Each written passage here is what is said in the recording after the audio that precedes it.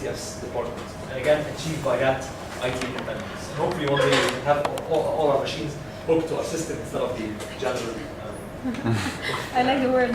GC system. Right? Oops. Okay, so what we have, I want to talk to Slim, talk to him about the issue. I hope for 10 old machines, but Dr. Slim was generous.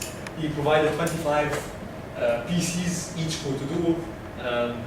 Each for to do. I missed that.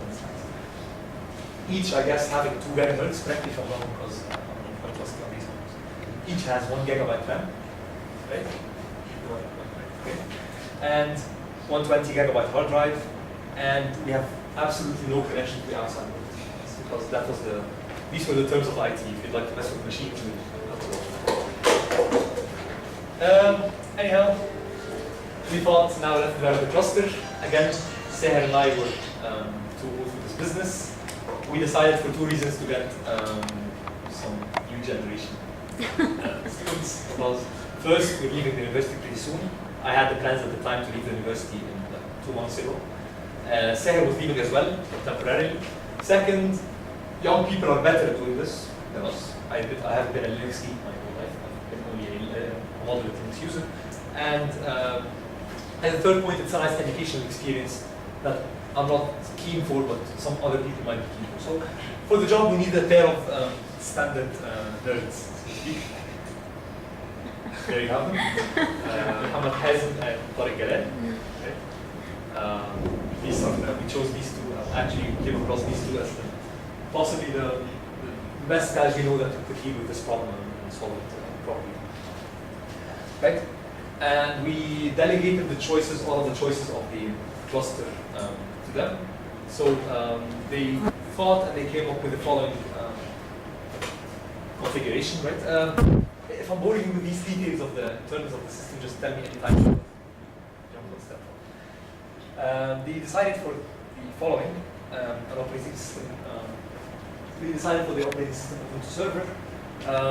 At the time, we really wanted the installation to be hands-off. So we had hope that we will not repeat the problem of the IT of getting a disk and walking around with disk each time installing a single machine. We'd like to install our machines at once, and we'd like to plug in the machine.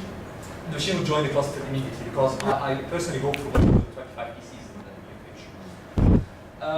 They came up with a very nice system. I guess you should all know it through some talk that will be given sometime soon. They have a parallel shell. They could develop, they could install applications on all machines at once. The system is really nice for even deployment, for like an experience. Actually, like a walkthrough for maybe the IT department to even make the IT services of the university better. So they could use our installation system. And actually, the application of this system came even much sooner than I expected when the Networks and Media Lab, I guess, asked for it for some help with the auto installation of the machines. So the experience, their experience in doing that is becoming already useful for other courses. At least that's this. Okay, so this is the installation. Now we needed, so now we have the infrastructure, we have the machines, we have the operating system, we have the configuration. All what is needed is the real application, the real storage and the real computation. And for that, I went around and looked for so many different frameworks.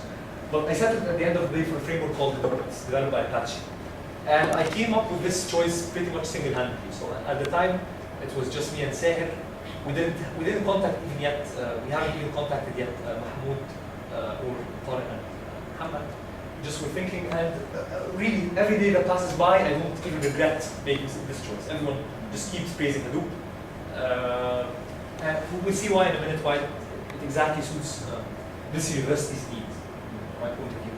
So to quote Wikipedia, Apache Hadoop is a software framework that supports data-intensive distributed applications under a free license. And this is not very informative, so probably need something a bit more explanatory. Well, this is not informative either, but it's nice to know. Hadoop was inspired by Google's MapReduce and Google File System papers. So I'll talk about these in a bit. I'll talk about them in detail in a minute. So what it really contains is the following. It contains a distributed file system. You all know what the file system is. So for the Windows users, they know that the file system, they should know that their file system is inside their operating system. So when you deal with files, when you copy a file, when you delete a file, when you move files around, when you browse files, that's all part of the file system's work. That's actually operations done on the file system, right? But in case you deal with Linux, you deal more directly with the file system. You go to the man shell and really play with the file system. And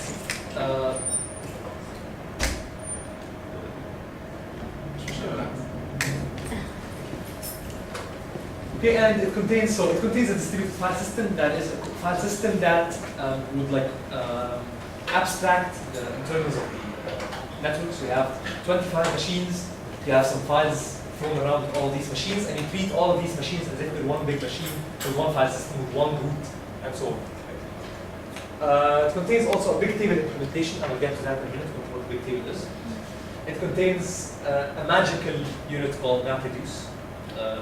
You really would not appreciate the MapReduce idea unless you've dealt with it directly. And I guess no one has dealt with MapReduce before except Muhammad. Maybe tell us your idea of MapReduce. It's just a very general idea of parallelizing almost many parallel algorithms. Yes. Although not all, but it works for almost any idea you have in mind. Yes. Quite well. Yes. But to paraphrase, it's an amazing way to write your distributed applications. Well, you didn't say amazing. I added amazing. Okay. And it contains much more.